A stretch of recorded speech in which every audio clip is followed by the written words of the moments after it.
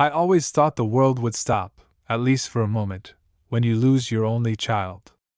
But the truth is, the world keeps spinning, completely indifferent to your grief. On the morning of my son Michael's funeral, I stood by his casket in a chilly spring wind in Cleveland, Ohio. My hands trembled as I held the funeral program. The last time I'd seen Michael smile was months ago, before cancer took away everything but his dignity.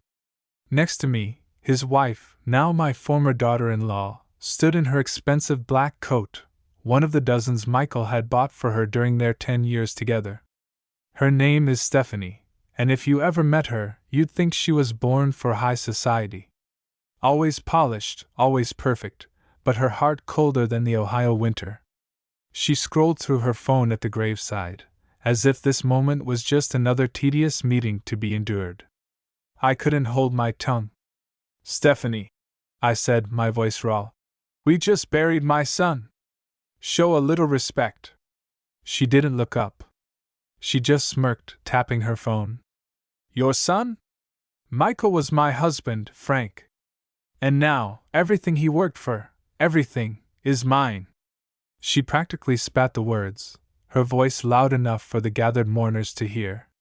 You see, Stephanie had always made it clear she was done playing the grieving wife. But hearing it here, beside my son's grave, cut deeper than I ever imagined.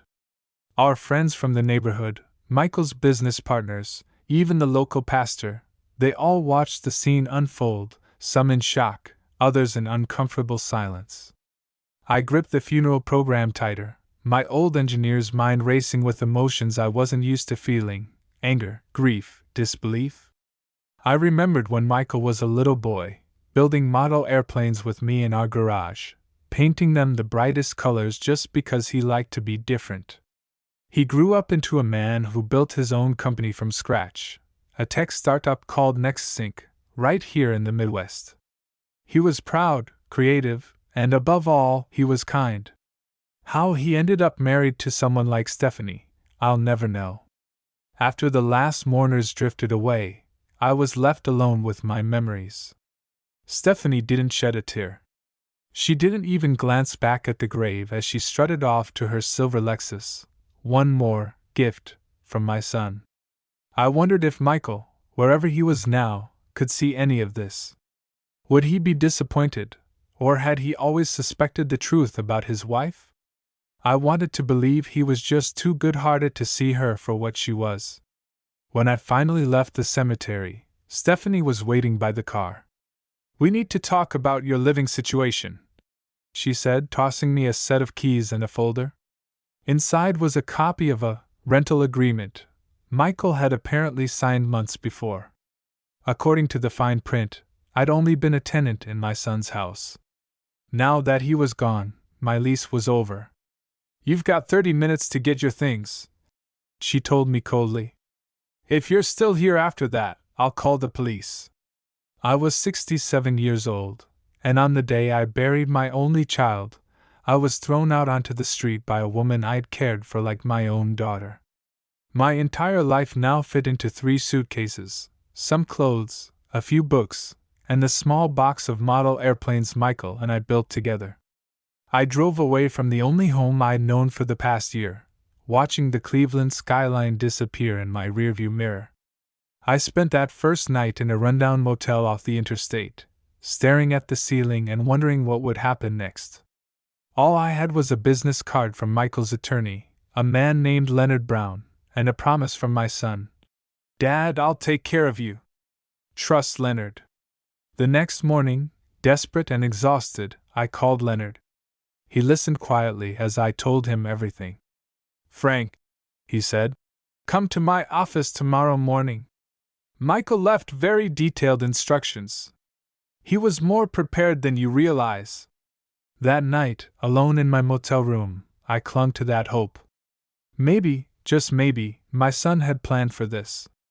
Maybe he saw something in Stephanie I never could. I closed my eyes, remembering Michael's voice. "Trust Leonard. Tomorrow." I would find out if my son's last promise was more than just words. The next morning, I woke before sunrise, my back aching from the motel's lumpy mattress and my mind replaying the last words Michael ever said to me. I could almost hear him say, "Trust Leonard." That phrase became my only anchor as I drove through the misty Cleveland streets, clutching the business card of Leonard Brown, attorney at law. Leonard's office was on the 19th floor of a glass tower downtown. The receptionist, her name tag said Allison, welcomed me with a smile that tried to hide her pity. "Mr. Bennett? Mr. Brown is expecting you. Conference room B." Leonard was nothing like the stuffy lawyers I'd seen on TV. He looked to be in his early 50s, with sandy hair going gray at the temples and the calm patience of someone who'd seen a lifetime of family feuds. "Frank, come in. I'm sorry for your loss. Michael always spoke highly of you." He poured us both a cup of black coffee, strong, no sugar, just the way I like it. "I understand Stephanie's been difficult," he said gently. "But Michael made very careful plans. He anticipated almost everything." He began laying out documents, reading glasses perched on his nose. "First things first, Michael's will. The formal reading is this Friday, 2 p.m. Stephanie will be there. Her attorney as well. But you, Frank, are a primary beneficiary." I stared stunned. "Beneficiary? She told me I was just a tenant, that I'd get nothing." Leonard smiled faintly. "Michael was always 3 steps ahead. He left instructions that protect you. And," he paused, shuffling papers, "he left a video. He wanted you and Stephanie to watch it together, during the official reading." Just then, my phone buzzed. "Stephanie." I let it ring. The memory of her tossing me out the day of my son's funeral was still too raw. Leonard continued, "Until the reading, I recommend you stay at the motel or find another temporary place. Don't try to go back to the house. Legally, Stephanie's within her rights for now, but that could change." My mind reeled. I'd gone from respected grandfather to homeless in a day, but suddenly, hope returned. Michael hadn't abandoned me, not even in death. That afternoon, I checked my dwindling savings. Social Security and a small pension wouldn't last long. I wandered the city, letting the noise and chaos of Cleveland distract me from the gaping hole in my chest. Every alley and diner reminded me of times with Michael, buying him his first Indian's cap, getting burgers at Rick's Diner, even the hardware store where we built our last model plane. I returned to the motel as dusk settled over the city. The place reeked of old carpet and fried chicken from the takeout next door. I kept replaying memories of my son, my wife long gone, and now, the echo of a family destroyed by greed. Friday came fast. I dressed in my best suit, the only one left, wrinkled from being jammed in a suitcase. The sky was gunmetal gray as I walked into Leonard's conference room. Stephanie was already there, flanked by her lawyer, a sharp-eyed woman named Rachel Porter. Stephanie barely looked at me. She wore a charcoal suit and a look of smug satisfaction, her manicured hands tapping out texts on her iPhone. Rachel Porter was already assembling documents and reviewing notes. Leonard called the meeting to order. "Today, we'll formally read Michael Bennett's last will and testament." He pressed a button, and a small camera on the table began recording. He spoke in a calm, steady voice. "Present are Frank Bennett, father and beneficiary, Stephanie Bennett, surviving spouse, Rachel Porter, attorney for Mrs. Bennett." I sat at the end of the table, my hands trembling just a little. I couldn't help thinking how Michael would have hated this. He valued loyalty, not money. But money was all that mattered to Stephanie. Leonard began reading. "I, Michael Joseph Bennett, being of sound mind and body, do hereby establish this as my final will and testament.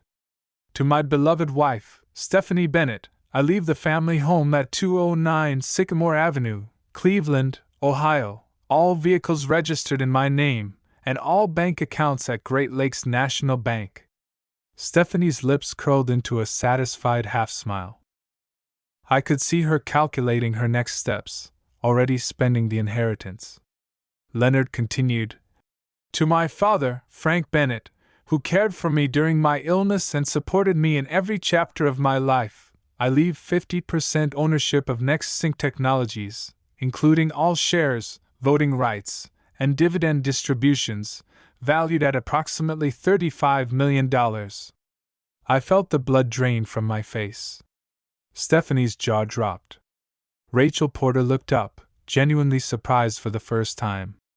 But Leonard wasn't done. Additionally, Frank Bennett is to receive the entire contents of the workshop, all tools, and the model plane collection, to be relocated to a property of his choosing. Stephanie tried to interrupt, her voice tight. This is a joke. He can't just give you half the company. That's not how this works. Leonard met her gaze. Mrs. Bennett, please let me finish. There are additional clauses. He paused, looking at me with something almost like a secret smile. Suddenly, I realized what Michael meant by trust Leonard. My son hadn't just planned for his death, he had planned for the aftermath, for the storm he knew would come. I looked at Stephanie, whose expression shifted from victory to confusion, and finally, to fear. But the biggest surprise was still to come. The tension in the conference room was sharp enough to cut. Stephanie's perfectly made-up face turned ashen as Leonard flipped to the next page in the will. Rachel, her lawyer, tried to regain her composure, but I could see she hadn't expected this. For a moment, Stephanie seemed lost, then, like a switch flipping, her anger returned. This is absurd, she snapped. Michael was on heavy medication. He wasn't thinking clearly. Frank manipulated him, I'm sure of it.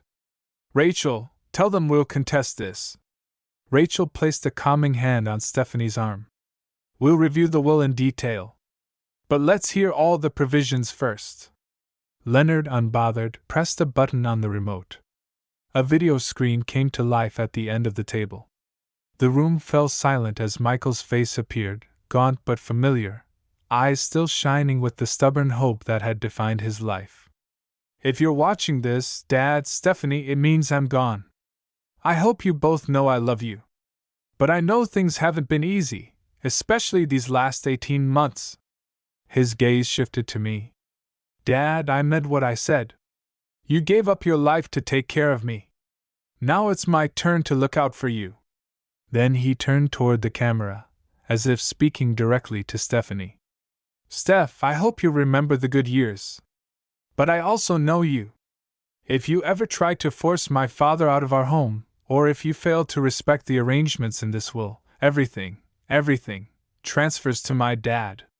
The lawyers will know what to do. Stephanie's lips curled in disbelief, but Leonard didn't even pause. The conditional clause is legally binding, he said. If you violate it, all assets, including the house and your shares, go to Mr. Bennett. Rachel shook her head, leafing through the documents. We'll challenge it on mental competency, she murmured. There must be a way. But Stephanie wasn't listening. She stared at the frozen image of Michael on the screen, rage and humiliation warring on her face. You think you've won, old man? I'll make sure you lose everything. You don't belong in our life, or our house. It stung, but I was too tired for anger. I'd spent months by Michael's hospital bed, helping him through every round of chemo, holding his hand during the worst of it. Stephanie had barely been present, always with an excuse, a trip, a meeting, a call. The business, she claimed, had to go on. Michael needed her to be strong, she said. But I saw her strength for what it was, survival, not love. Leonard turned off the video and gathered the documents. That concludes the official reading. Frank, I'll arrange for the company's lawyers to contact you about your shares and voting rights. Stephanie, you'll need to sign a statement acknowledging the terms. Stephanie was already on her feet, grabbing her purse. Don't think this is over. My attorney will be in touch. She stormed out, heels echoing down the marble corridor. Rachel followed, gathering files with the brisk efficiency of a woman who knew this was about to become a long, bitter fight. After they left, Leonard poured another cup of coffee and sat beside me. "You all right, Frank?" I tried to answer, but my throat closed up. Grief, relief, and confusion all tangled together. "He really did it, didn't he?" I whispered. "He protected me, even now." Leonard nodded. "Michael was the most meticulous client I've ever had. He anticipated every possible move Stephanie might make. This will is bulletproof. But you need to be careful. People get desperate when they lose what they thought was theirs." I nodded, feeling every year of my age. "I never wanted any of this. I just wanted my son back." Leonard placed a firm hand on my shoulder. "You honored him, Frank. Now honor his wishes. Use what he left you. Build something new. Maybe you could help run the company, or at least keep his legacy alive." The rest of the day passed in a blur. By evening, I was back at the motel, looking out at the city lights and thinking of Michael. The loneliness was immense, but now it was laced with a strange new strength, one born of my son's final act of love. The next week was a whirlwind of legal appointments, phone calls from the company's board, and messages from old friends. Most were kind, some were curious, and a few were openly envious. Stephanie, meanwhile, unleashed a storm of angry calls and texts, threatening lawsuits, accusing me of manipulation, even telling anyone who would listen that I had stolen her future. I avoided the house. It no longer felt like a home, not with Stephanie prowling its halls like a wounded animal.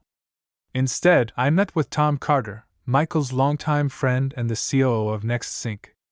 Tom was a solid, steady presence, the kind of man who knew how to keep a company moving even in chaos. "Michael wanted you to be involved, Frank," Tom said over coffee at the company's downtown office. "He left plans for the next 5 years, and he believed you could help keep the team together. You know more about people than any of us." It was a lot to process. Me, an old civil engineer, running a tech company? But Michael had believed in me, and that meant more than I could explain. I spent days learning the ropes, meeting with the young developers Michael had mentored, listening to stories about his wild ideas, late-night pizza runs, and stubborn optimism. Everywhere I turned, I found reminders of my son, his handwriting on white boards, his photo in the break room, even the purple and gold model plane he kept on his desk. One evening, after a long meeting, I found myself alone in Michael's old workshop. The tools gleamed under the fluorescent light, untouched since the last project we started together. On the workbench sat a half-finished plane, its wings painted bright purple, just the way Michael had always liked. I sat down and picked up a brush. There was work to do, and a promise to keep.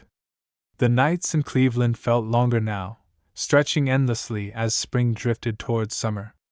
I spent most evenings in Michael's old workshop, painting and repairing the model planes we built together over the years. Sometimes, I'd just sit there, listening to the city outside, surrounded by the ghosts of a life that had vanished almost overnight. During the day, my new reality was a whirlwind of legal updates, business meetings, and calls from the company board. Leonard, ever the steady hand, managed most of the legal chaos.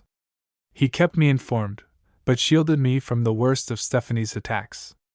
The day after the will reading, Stephanie filed a challenge, claiming Michael wasn't of sound mind when he wrote the new will. Her lawyer, Rachel, accused Leonard and me of undue influence and began a campaign of threats, court dates, depositions, even rumors in the local press. But Michael's preparations held strong. The video testimony, the doctor's letters, and the meticulous documentation Leonard produced left little doubt about my son's intentions and his mental capacity right until the end. Each challenge Stephanie raised was calmly, methodically dismantled in court. Meanwhile, Tom Carter and the team at Next Sync rallied around me. I had always thought of myself as an outsider in Michael's high-tech world, but now, with Tom's help, I started to find my footing. The developers and engineers welcomed me, not because of my business acumen, but because I was Michael's father, and in a way, a living piece of his legacy. They wanted to build on what he'd started, to prove that his vision mattered. It wasn't easy. Stephanie did everything she could to poison the waters, spreading stories about my greed, hinting that I'd manipulated Michael in his final days. A few employees quit, unable to deal with the drama. But for every loss, there was a gain: the loyalty of those who truly believed in the company, and in Michael's values. In court, Stephanie's facade began to crack. Under cross-examination, she couldn't explain why she'd moved Michael's things out of their bedroom before he died, or why she'd emptied some of their joint accounts the week after the funeral. The judge, a stern woman with a reputation for cutting through nonsense, saw through the theatrics. During one tense hearing, Stephanie's anger exploded. "This man doesn't deserve a dime," she shouted, pointing at me. "Michael was my husband. He wanted me to have everything." Leonard remained calm, presenting Michael's own words, written and recorded on video, expressing his gratitude for the care I'd given and his explicit wishes for the inheritance. In the end, the judge ruled decisively: the will would stand. Stephanie was entitled only to what Michael had left her, and the conditional clause remained in force. The day of the final ruling, I returned to the house on Sycamore Avenue for the first time since the funeral. The place was eerily quiet. Stephanie had already moved most of her belongings out, leaving behind only traces: a perfume bottle on the vanity, a faded scarf in the closet, the faint smell of her expensive candles. The workshop, however, was untouched, waiting for me. I spent hours there, sorting through the tools Michael had bought, the plans he'd drawn up, and the models we built. Each piece was a memory of Saturday mornings spent tinkering together, of Michael's wild ideas about flight and design, of laughter and stubborn determination. As I packed the planes for transport to my new apartment, I found a small envelope tucked inside the largest toolbox. Michael's handwriting was instantly familiar: "For Dad, open when you're ready." My hands shook as I opened it. Inside was a letter. "Dad, if you're reading this, it means things turned out the way I hoped. I know it wasn't easy. I wanted to make sure you'd be taken care of, not just with money, but with purpose. The company will need you, not because you're an engineer, but because you understand people. You always did. You taught me what really matters: kindness, honesty, and finishing what you start. Keep building, Dad. Keep believing. I love you. Michael." The tears came then, hot and unstoppable. But for the first time since Michael's death, I felt something beyond grief. I felt hope, a sense that, even through heartbreak, there could be new beginnings. The weeks passed. I moved into a modest apartment near Lakewood, close enough to the company headquarters to walk if the weather was good. Tom visited often, and together we worked late into the night on a new project, an educational grant in Michael's name, aimed at helping kids from working-class families study engineering. It was the kind of thing Michael would have wanted: a way to give back, to build a legacy that outlived both of us. Stephanie's anger gradually faded from my life. Her calls became less frequent. Eventually, she accepted the court's decision and moved to New York, chasing a new beginning of her own. I heard she sold Michael's car, closed the last of their joint accounts, and never once looked back. By midsummer, the company was thriving again. We launched a new version of NextSync's flagship product, and I gave a short speech to the team at the unveiling. I told them about Michael's first model plane, the purple one with the gold wings, and how it crashed more times than it flew, but how he never stopped trying to get it right. "He never let failure stop him," I said, voice steady now. "He believed that every setback was just another step towards something better. That's the spirit we need now, not just as a company, but as people." When I finished, the team applauded, and for the first time, I felt like I belonged, not just as Michael's father, but as someone carrying his torch. That night, I returned to the workshop and put the finishing touches on the last plane Michael and I started. I painted the tail bright purple, just the way he liked it, and hung it above my desk at home. A symbol of love, persistence, and the kind of justice that only a father and son can understand. Summer in Cleveland is different from anywhere else. The city hums with lake breezes and the distant roar of ball games at Progressive Field. But for me, life moved to a new rhythm, a steady beat of business, memory, and healing. By July, most of the dust had settled. I was a fixture at Next Sink, attending board meetings, listening more than talking, but always feeling Michael's presence at my back. The employees warmed to me, often stopping by my office with small problems or family stories. It turned out that, even in a tech company, people needed an old-fashioned listener. Still, not every day was easy. There were times when grief hit like a wave, leaving me winded and raw. Sometimes it came when I least expected it, passing a father and son tossing a baseball in the park, or hearing Michael's favorite song on the radio in a grocery store. There were nights I sat in my new apartment, turning the pages of old photo albums, trying to memorize every detail of my boy's life. Stephanie's shadow lingered, though further away now. She tried once more to contact me, sending a long email filled with accusations and demands. She claimed Michael had been manipulated, that the courts had sided with sentimentality over fairness. She said she deserved more, and that I was an old man clinging to things that never truly belonged to me. For a while, her words stung. But Leonard reminded me that grief and anger often go hand in hand. She lost Michael too, Frank, he told me gently. Some people just can't bear the idea of not being in control. Let her go. So I did. I deleted the email, blocked her number, and stopped looking back. The house on Sycamore was now mine legally, but I left it empty for a few months, not quite ready to move in. Instead, I visited each weekend, tending the garden, fixing little things Michael never had time for, and sitting in the backyard as the sun set behind the garage. Sometimes, Martha Ellis from next door would bring over lemonade, or Tom would swing by after work to talk shop and reminisce. One Saturday, I received a letter in Michael's handwriting, one I hadn't seen before, hidden inside an old copy of The Old Man and the Sea on his bookshelf. It was short, but the words were like a key unlocking something inside me. Dad, if you're reading this, I hope you're sitting in the backyard. I hope you're not too angry at the world. I want you to promise you'll keep building, keep dreaming, and keep loving people, even the ones who don't always deserve it. That's how you raised me. That's how you changed my life. Don't let go of that now. Love, Michael.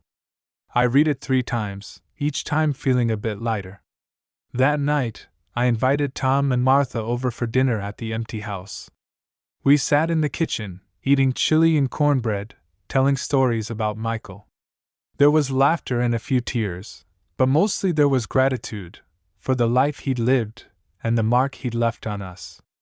Around that time, the Dennis Bennett Memorial Scholarship Fund launched, thanks to generous support from the company and a few old friends.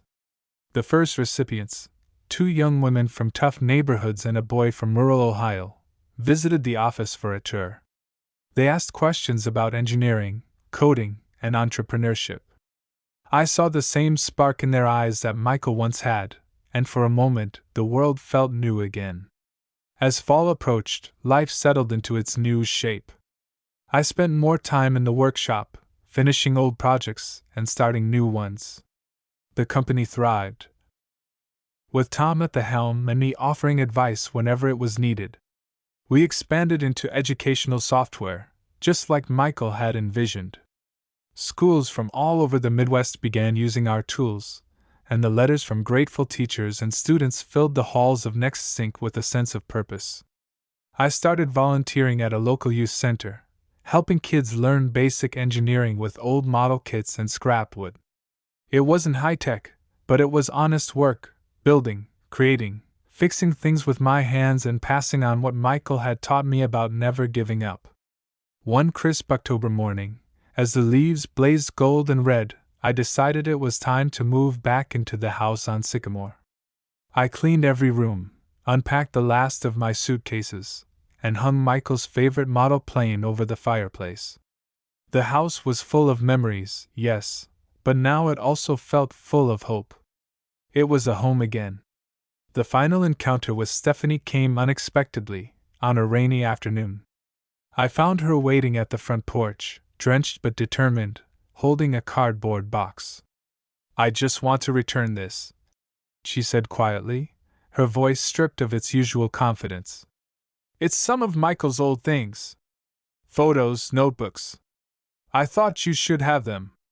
I invited her in, made her a cup of coffee, and for a while we sat in silence, the years of bitterness settling between us. Finally, she spoke. "I'm sorry, Frank," she said. "I was angry and scared. I lost him, and I didn't know what to do. But I shouldn't have taken it out on you. You were always good to him." I nodded, not sure what to say. There was nothing left to fight over, nothing to fix.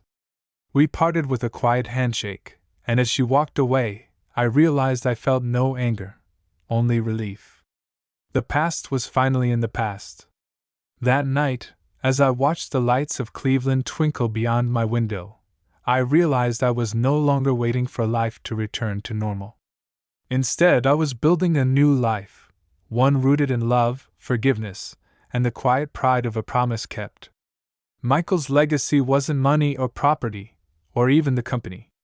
It was the lives he touched, the love he gave, and the love he left behind. And now, it was up to me to make sure that story continued.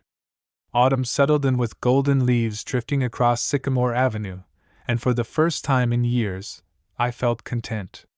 My days fell into a gentle rhythm, morning walks by Lake Erie, afternoons at the youth center, evenings in the workshop. The house, once heavy with grief and tension, now hummed with a quiet peace. At Next Sync, the company grew stronger.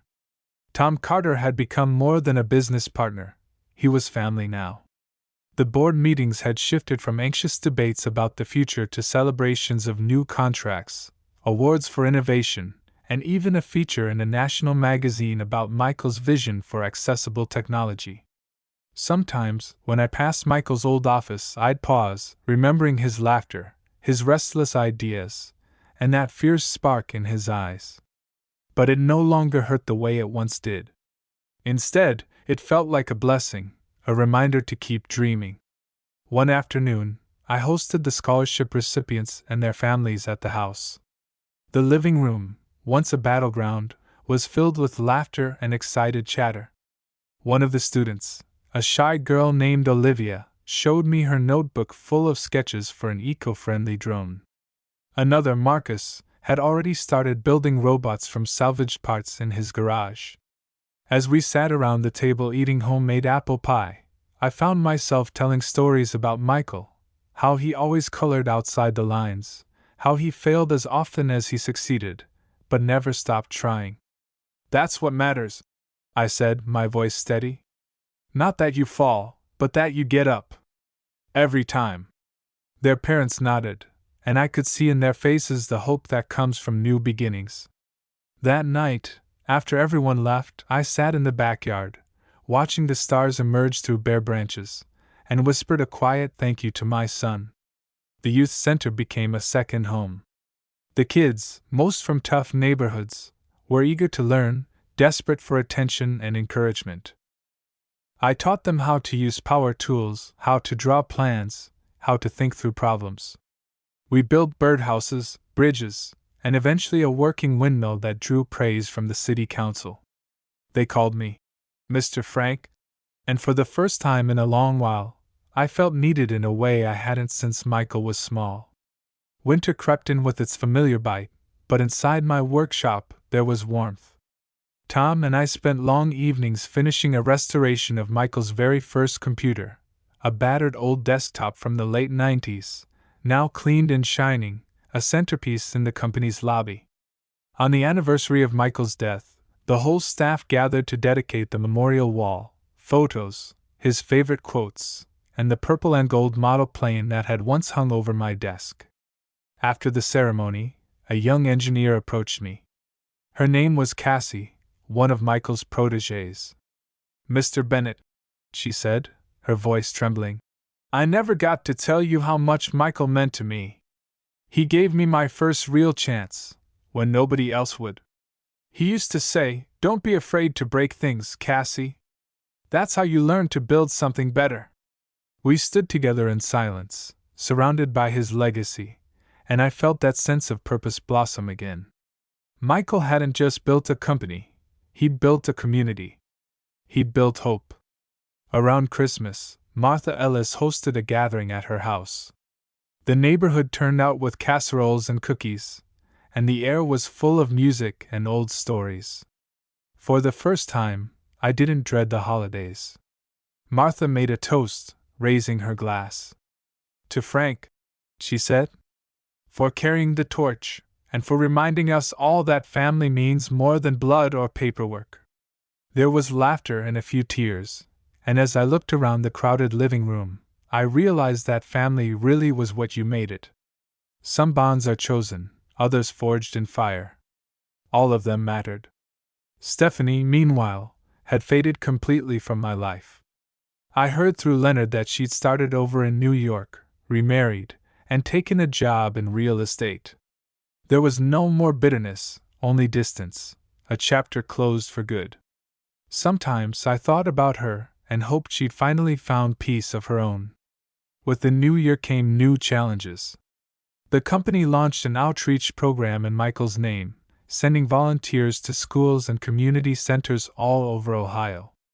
The kids I worked with at the youth center built their own computers for the first time, each one proudly inscribed with a small brass plaque. "In memory of Michael Bennett, dream bigger." The world moved on, as it always does. But in the quiet moments, in the smell of sawdust, the laughter of children, the hush of early mornings, I felt Michael close, not as a shadow but as a guiding light. My grief had transformed, no longer a wound, but a wellspring. I'd kept my promise. I'd kept building, kept loving, kept going, even when it seemed impossible. On the first warm day of spring, I invited Olivia, Marcus, and the rest of the scholarship kids back to the house for a barbecue. We sat in the backyard, watching kites soar over Sycamore Avenue, and talked about the future. They had plans, big ones. And I, for the first time in a long time, looked forward to what tomorrow would bring. Spring arrived with a softness I hadn't felt in years. The trees along Sycamore Avenue burst into bloom, and the city finally shook off the last chill of winter. My house, Michael's old house, now truly mine, felt lighter, its windows open to the breeze, its rooms alive with new energy. For the first time since my son's funeral, I allowed myself to hope for the future without fear or guilt. The days filled up with meaning. The youth center expanded its programs, and the number of kids showing up every afternoon doubled. We built wind chimes that sang in the April winds, and designed a small greenhouse behind the center, a project Michael would have loved. More than once, I'd look out over the rows of seedlings and imagine him at my side, sleeves rolled up, grinning at the mess we made. At Next Sync, Tom Carter and I watched the company thrive, not just in numbers, but in spirit. The scholarship fund grew. And so did our outreach. We sponsored science fairs, held free classes for parents, even started a summer camp for young engineers. Sometimes I'd stand in the back of a classroom, listening to a dozen voices ask questions about circuits or coding, and I'd catch myself smiling. This was Michael's real inheritance. One afternoon, as I was walking home from the office, I ran into Olivia and Marcus from the scholarship's first class. They were both in college now, home for a visit and full of stories about their classes, their friends, their wild plans for the future. "Mr. Bennett," Olivia said, "I don't think you realize how much this program changed my life. I never thought someone like me could be an engineer, but here I am. And it started here, in your backyard." Marcus nodded, his voice full of quiet pride. "You believed in us before we believed in ourselves." Their words stayed with me as I walked the rest of the way home. That night, I sat in the workshop and wrote Michael a letter, not because I believed he could read it, but because I wanted to mark this moment, to say thank you in my own way. Dear Michael, it's spring again. The house is full of laughter, the company is thriving, and the world feels bright. You always said that hope wasn't something you waited for, it was something you built, one act of kindness at a time. I see that now, in every student, every friend, every small piece of good we managed to do. I hope you're proud. I hope you know I kept my promise. I love you, son. Dad. As the sun set that evening, painting the sky with streaks of orange and pink, I hung the letter above the workbench, next to the purple and gold model plane. Some nights, when the house was quiet, I'd sit there and remember the sound of Michael's laughter, the feeling of his hand in mine as a little boy, the way he never gave up, even when the odds were against him. I'd learned that love, like justice, wasn't about revenge or keeping score. It was about carrying forward what matters, forgiving what doesn't, and always making room for new beginnings. My life wasn't what I'd planned, but it was full. Rich. Woven with loss, yes, but also with resilience and grace. On the 1-year anniversary of Michael's passing, we held a small ceremony in the garden. Friends, neighbors, coworkers, scholarship students, all gathered under the blossoming trees. Martha Ellis read one of Michael's favorite poems, and Tom spoke about his vision for the future. There were tears, but there was also music, laughter, and the quiet assurance that his story was far from over. After everyone had gone, I stood alone in the yard, hands in my pockets, looking up at the stars as they emerged one by one. I felt an immense peace, a sense that, at last, I was home. Not because of any house or inheritance, but because I'd found a way to keep building, keep loving, keep going. For Michael. For myself. For all the lives that touched and were touched in return. As I turned to go inside, the wind caught the chimes we'd built at the youth center, sending their songs spinning through the night. I paused, smiling. Some promises, I realized, last forever. And in the gentle hush of a Cleveland spring, I was finally, quietly, free.